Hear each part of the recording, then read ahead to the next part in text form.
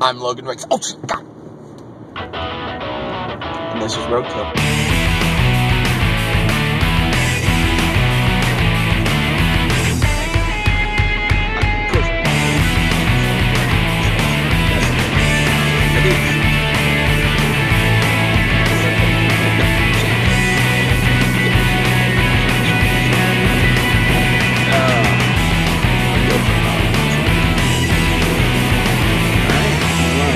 Welcome to the 5th episode of Logan Riggs' Roadkills. I am your handsome yet humble host, Logan Riggs, along with my good friend and tag team partner, Patrick Macon, Shannon Standiford. Shannon, it's been a long time coming for this. Buddy. Holy crap, we've been trying to plan this for a while now due to, babies and girlfriends and timing issues. We have not been able to get this episode, but finally, the natural host, who would be my yin to my yang, my peanut butter to my jelly, Patrick. Cheese to your bologna. Cheese to bologna. Oh, fry that son of a bitch up. Oh, grill out the redneck in me. So, you are a professional wrestler, correct? I am. Whenever I have a professional wrestler on this show, which has pretty much been every time except for one. Once, yeah. You were a fan growing up. Oh, hell yeah. What was the first match you really remember watching? First match I ever remember watching was Brian Pillman and Ric Flair. Wow. Yeah, I think I was like, I want to say I was like maybe 3 or 4. Wow. But I grew up around it because my grandpa was good friends with Harley Race, so I used to go to the shows a lot and meet like guys like Bulldog Bob Brown, Bob Geigel, Andre the Giant, stuff like that. So yeah, I've been a fan. It's been in my blood, for years. You got into wrestling kind of an interesting way. It was your childhood friend and your original tag team partner, Brandon. Who trained you? The guys that trained me was the late Sonny Myers. Fucking cocksucker. Yeah, cocksucker. That's a fucking turn up. Derek Stone. He was just going by Derek Stone at the time. And Craig the Crow Keysman. And there was, a bunch of other guys, that we trained with that kind of would help along the way, but those 3 were the major 3 that molded us. And your first match was? My first match was, I believe it was in September. I can't remember the date. I want to say 2002. It was me and Red Phoenix, who was Brennan Bennett under a mask at the time, versus Takeon, who I had managed like a month before. And it's the Indies. There's no storylines to make sense. And he had turned on me, and that set up the match. And get off this brick road, man. I'm worried about it reverberating. The guy, his partner was Mr. Saturday Night, Michael Berry. Michael Berry. I love that match. It was in St. Joe, which was a homecoming for me and Brandon because we lived like 30 minutes away, so we had all friends, family there. Standing ovation after the match. It was pretty damn cool. So you and him pretty much were paired up together. I think during that time you also had a match against each other to where after the match was over, you were immediately sent back out to continue the match, if I remember right. Yeah, I was. I don't really remember much about that match because I think I was pretty much knocked unconscious. So I don't remember much about it. You and Brandon were, the vicious circle. You kind of were the pretty, you kind of reminded me of like Hardy Boys S because you wore like skater pants and t-shirts when you wrestled. And me and yours paths first crossed when you in the vicious circle and me in the Looney Tunes. We were named the #1 contenders, much to my surprise.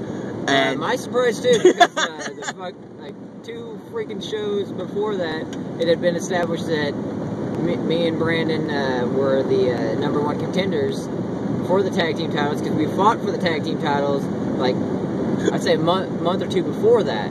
And we come back, and we get told that you guys were the #1 contenders. And me and Brandon, in a shoot style, looked at each other like, we got all the respect for Tommy, and we like Logan and all, but what the fuck?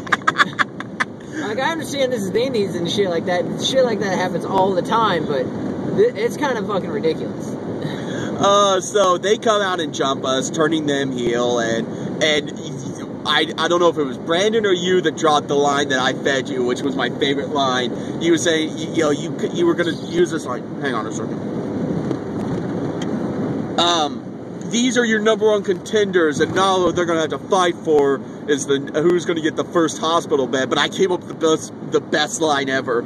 These guys are your #1 contenders, but now they're going to be fighting to see who's going to get the first butterscotch pudding. And I'm sitting there laying because I took a crowbar to the chest, and I turned to the apron, and I was just like, yes, yes, yes, yes, I got over. So me and you, and then right around this time, you injured your neck. Yeah, I had three discs that were pushed out, and I did not actually know this for about 3 months. And I wrestled on it, and then I get told that those were pushing out, and it would probably be a good time for me to call it quits. And at the time, I didn't know if I was going to come back. Yeah. I was like, you know what? I want one more match. And that match culminated in a tornado style. Whoever gets pinned gets fired, and Richie the Team Loose can never form as a tag team again. And it became the Looney Tunes versus Tommy Snow.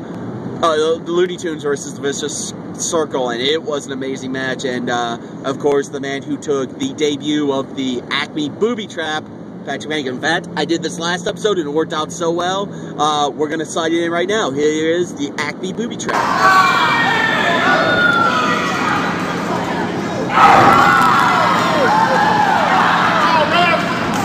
Holy crap, was that not badass? That was badass, wasn't it? Yeah, I had everybody was worried after that. And then, of course, because me and Tommy are so intimidated by the littlest guy in the match, we double pinned him. I'll tell you this, I mean, I could not actually feel anything in my body at that particular point. And I remember thinking to myself, if I could move, this would be funny. But I can't move, and I'm kind of a little worried now.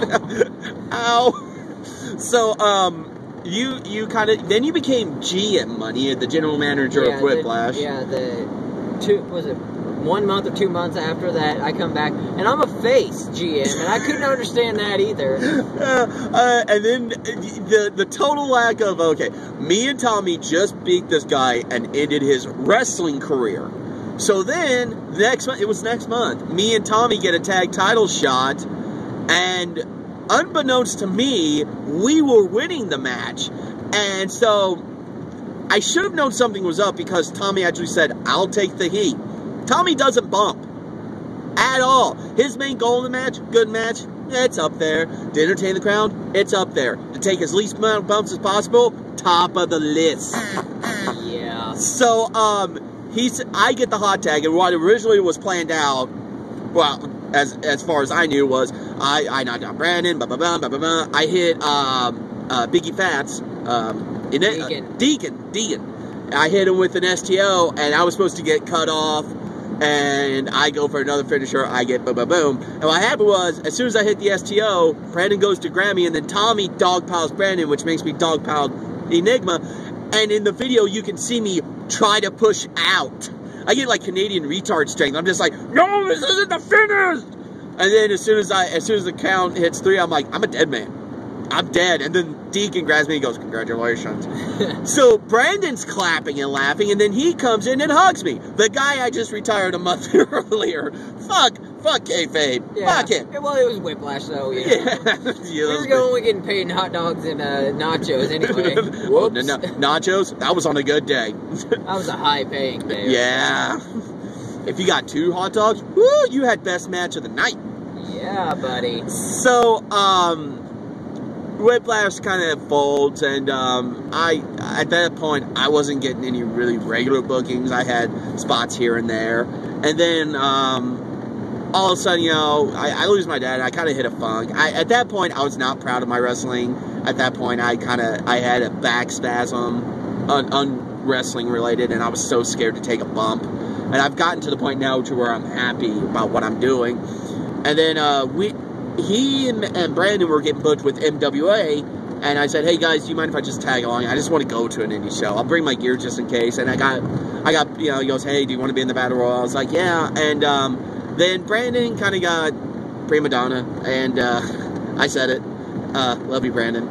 And he didn't want to work for MWA anymore, and at this point, you guys were kind of much done as a tag team for the most part. We were, well, we were actually, from my understanding was that we weren't really doing much, and it was just mainly Brandon wrestling singles, and I would pop in a Battle Royal, and I was just managing Brandon, and when Brandon decided to take his sabbatical, it was at a bad time, because that was whenever we were about to get pushed big time, and I was talking to Blade, and I was like, well, we need somebody, and he didn't know what to do, or he didn't know who to pick, and I was like, well, how about Logan?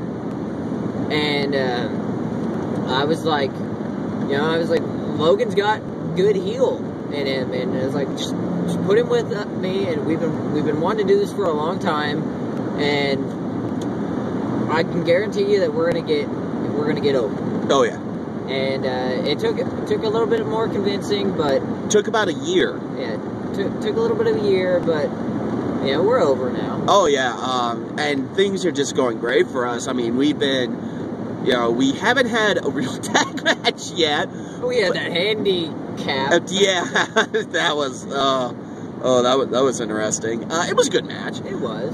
But yeah, and when we just, when it was approached to me, hey, he asked me, hey, how do you think about you and me as a tag team? And I actually had been thinking about it. I was like, I'm more comfortable in tag team. I like having singles matches and everything, but I, grew up, both of us were fans of the tag team. So, we were trying to come up with names. We didn't want to be the Vicious Circle. We wanted to be something new. So we were coming up with the Knights of Anarchy and all this just overly complicated indie bullshit. Yeah, too many initials. Yeah, and then finally, I don't know who came up with it. I think we kind of came up with it at the same time. Yeah, I think it was, we were like, okay, I was a part of the Vicious Circle. And I end my promos with, isn't that a concept? And it just dawned on one of us, boom, Vicious Concept. And immediately we were just like, oh. And so he's, the architect of Anarchy. I always wear a hammer and sickle shirt because go USSR. And so finally I was just like, I wonder if there's a combination, because the ideology of the two groups are the same. And boom, I found that symbol. And then, in fact, it's probably in the upper right hand or left hand or whatever corner I have it in, the symbol. And then I shot it to him, and he was just like, "That's it." Yeah, I was really happy with the symbol. And then finally, I was like, I like it. It's a little too plain. I didn't want to overcomplicate it. And then I found this really cool parental advisory logo, and I was like, I wonder. And I did this little thing, and now in the lower left-hand corner, you'll see it right there. And man, look at that. That's pretty. Isn't that pretty? And now it's on the back of our awesome track jackets and everything, and people always compliment on us, on our jackets. And this concept has just been, a blessing. I mean, oh yeah. I think as far like me and Brandon with the Vicious Circle, we had been together so long that, and I always did like the designing and the shirts and stuff like that. And Brandon really, he was like, oh yeah, that's cool, whatever, man, so it was nice to have someone that wanted to give more feedback than what I was used to. And Logan's got such a great mind that as far as like creative stuff goes, that I was like, what the hell, I'll let him run with it. And but like the whole Vicious Circle, like we always get a lot of people asking, why aren't we, why did we change the name and stuff like that. The Vicious, like it was told to me that by one of the guys in MWA that Vicious Concept it sounds more like a cult idea than it does a stable name. And I was like, well, if you really think about it, we are a cult. I mean, because I started getting noticed more and pushed more whenever I started doing the whole worshiping Charlie Sheen. Oh, Sheenist. And I mean, you know, and that was around the time that, you know, Charlie Sheen was hitting rock bottom and was doing the whole winning and everything. So I was like, well, hell, I'll run with it. No one else seems to be doing it. And boys loved it. And I knew it was over when at the venue that you did it at, we went into the bar / bowling alley / pool hall. Got a little small town, folks. Oh, yeah. And their special drink of the month was the Charlie Sheen. And I was like, oh, it's a sign. Yeah. It's a sign from Charlie Sheen himself that this is destined to what it's be. And as the Vicious concept, you know, where the Vicious Circle was, you know, your typical heel stable. You got heat, and I'm not taking anything. But with us, we are the ones that take no boundaries. I mean, the first time we were able to have a match together was the same day Amy Winehouse died, and we were making jokes that day. Yeah, 6 hours. 6 hours! 6 hours after she died. See, Vicious Circle was basically your, we were portraying your skater, your gothic people, and I'll be honest, you know, I'm not really much of the skater. I mean, I actually cannot skateboard for shit. I always carried the skateboard for the fact that it was a weapon. Little Johnny Ace style, So, but like, and I mean, yeah, there's a dark side to me, but you know, I'm not really, you know, much on the goth side. No, I mean, I like the music, and yeah, I'm in more of the punk side. So like, we were pushing that line and stuff like that, but we were always told, you know, you can't say this, you know, it's a PG show, it's, you know, you gotta keep it, you know, like okie dokie for the little kids. And I was like, yeah, okay, well, you know, this time around, you know, I mean, I was like, I'm on I started the second half of my career after coming back from the neck injury, and I was like, you know what, I was like, I'm not gonna let myself get pushed down. If I'm gonna do anything, I'm gonna push against, and opening my mouth and actually letting the words that, or the thoughts and the phrases that are in this dangerous head of mine out, you know, and it just seemed to be at the same time of CM Punk's rise. The summer of punk. Yeah, the uprising, as I like to put it. So I was like, you know what, you can kind of parallel the concept and that at the same time. So, yeah.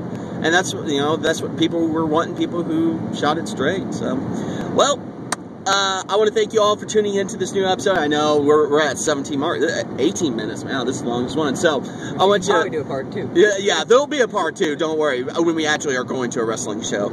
I want you to follow me on Facebook at Logan Ricks, or also at Vicious Concept on Twitter, Facebook, Google, who uses Google Plus? How about, you know, follow us on Vicious Concept on MySpace and Friendster. Yeah, we're old school. I don't even think we have. If you can find us, go ahead and follow us. Yeah, anywhere.